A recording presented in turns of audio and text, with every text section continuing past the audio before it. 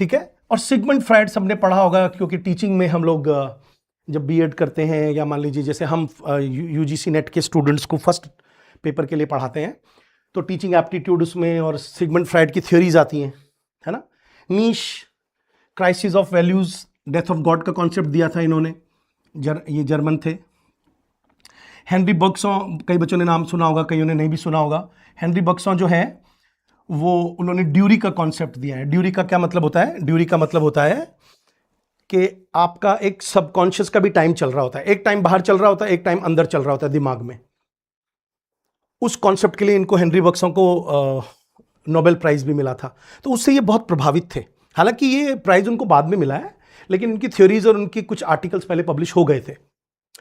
फिर इन राइटर्स ने, पेंटर्स ने, इनकी बुक्स ने, सिगमंड फ्रायड की बुक जो है 20th सेंचुरी के जस्ट पहले छप गई थी 1901 में मेरे ख्याल से, और shaped modernist focus on fragmented consciousness and inner experience. तो फ्रेगमेंटेड कॉन्शियसनेस क्या है? सिगमंड फ्रायड ने कहा है कि भाई हमारा दिमाग ये नहीं है जो सामने नजर आ रहा है, हमारा दिमाग कई लेयर्स में है, कॉन्शियस है, सबकॉन्शियस है ना, उसमें अनकॉन्शियस अलग है, ईद अलग है।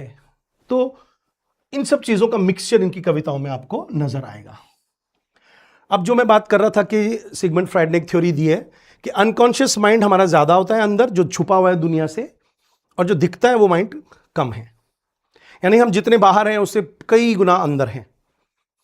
और ये बहुत फेमस एडवर्ड मंच की पेंटिंग है, ये इंप्रेशनिज्म की पेंटिंग मानी जाती है। इसमें आप नोटिस कर रहे होंगे कि एक आदमी है और उसको कहीं ब्लड नजर आ रहा है और वो हॉरिफाइड नजर आ रहा है। तो that was the condition of a common man.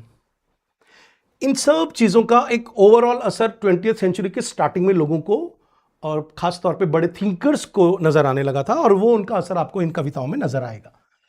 तो हॉलो मैन पढ़ रहे हैं, मैं फिर से याद दिला दूं, और जैसे कि मैंने अभी बताया कि टीएस एलियट का जो कॉन्सेप्ट है वो ये है हॉलो मैन का, कि वो फ्रेगमेंटिक स्ट्रक्चर्स में लाइफ जीते हैं। आप देख रहे होंगे कि शॉपिंग कर रहे हैं, स्पिरिचुअली एम्प्टी हैं, कई सारे पार्टनर्स हैं, है ना। डेंस अल्यूजन्स इनकी कविताओं में होते हैं। डेंस अल्यूजन्स का मतलब होता है चीजें लिंक हो रही हैं लेकिन हमें समझ नहीं आ रहा किससे लिंक हो रही हैं। शिफ्टिंग वॉइसेस है इनकी कविताओं में, है ना। तो फ्रेगमेंटेड स्ट्रक्चर है। फ्री वर्स में अपनी कविता लिखी है। अब अगर ये कपलेट में लिखते तो हमारे को ऐसा लगता कि राइटर कहना तो चाह रहा है कि लाइफ डिस्टर्ब्ड है, और कविता का बड़ा एक स्ट्रक्चर है, तो आपको नहीं लगता मिसमैच हो जाता। इसीलिए इन्होंने 20th सेंचुरी के बाकी के राइटर्स की तरह फ्री वर्स में अपनी कविता लिखना ज्यादा अच्छा समझा। तो फ्री वर्स आप देखिएगा आयम्बिक पेंटामीटर से थोड़ा अलग होता है, जिसको मुक्त छंद कहा जाता है हिंदी में। शिफ्टिंग वॉइसेस हैं, आपको लगेगा कभी कभी आई से बात कर रहा है, कभी यू कह करके बात कर रहा है, तो इसका मतलब is involving everybody and his voice is also shifting.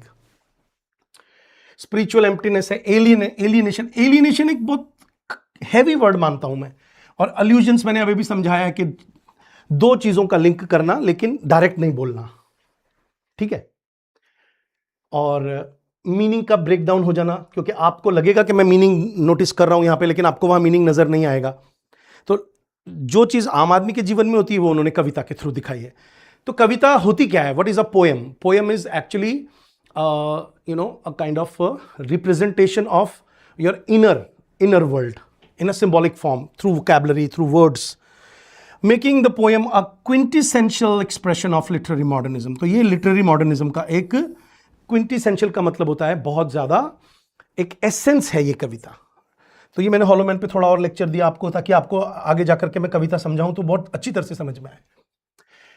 तो लिटरेरी मॉडर्निज्म क्या होता है?